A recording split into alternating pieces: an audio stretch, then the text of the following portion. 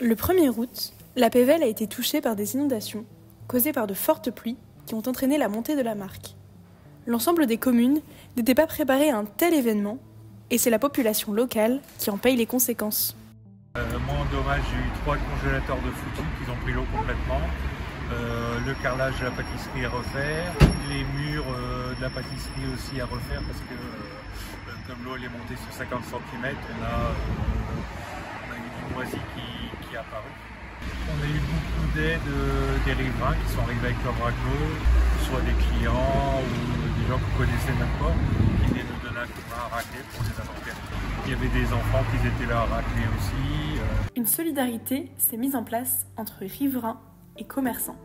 C'est par exemple le cas de Nathalie, responsable de l'agence d'assurance de la rue Nationale, rue la plus impactée de Pont-à-Marc. Donc je suis arrivée le matin, la route était fermée par la gendarmerie, par la SVP et tout était totalement inondé. Vous, personnellement, vos locaux n'ont pas été touchés? Nos locaux n'ont pas été touchés du tout. Déjà pour nos assurés, parce qu'on en avait quand même des assurés qui ont été impactés dans la rue.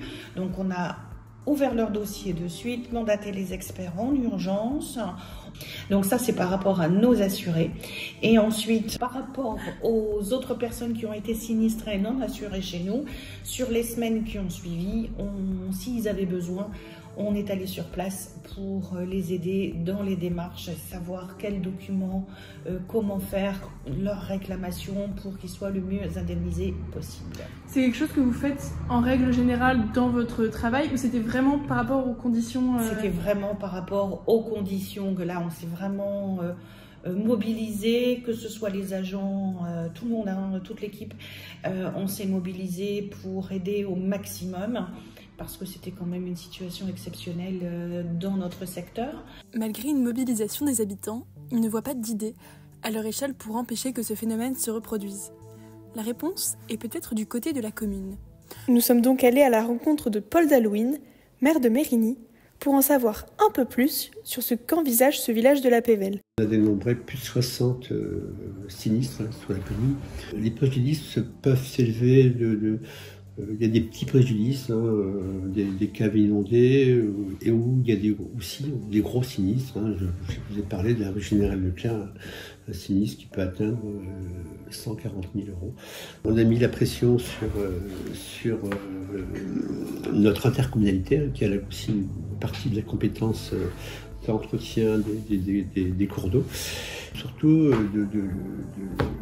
d'agir au plus vite quand un phénomène de pluie diluvienne, comme on a vécu, de mettre en place des pompes de relevage, des sacs anti-inondation. C'est ce qu'ils ont fait aussitôt, ils ont fait une distribution des sacs anti-inondation. Ce sont des sacs que vous disposez devant votre porte.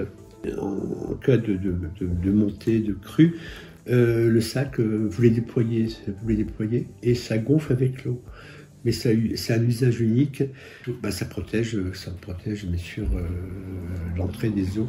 Notre intercommunalité réfléchit également à nous aider à acheter des batteurs d'eau. Batteurs d'eau, ce sont des barrières anti-inondation qu'on place devant les entrées de garages, des sous-sols, parce que beaucoup de sous-sols ont été touchés sur la commune. Donc c'est une barrière. Un bâtard d'eau, c'est une barrière qu'on place également devant une entrée de garage, devant la porte d'entrée. Et on a peu de moyens, de leviers pour obliger, et on ne peut pas intervenir non plus dans les propriétés. C'est aux propriétaires de chaque rive, de chaque berge, d'entretenir le cours d'eau ou le fossé communal. Tout le monde ne le fait pas. Le gros problème, c'est qu'on ne peut pas désenvaser un cours d'eau.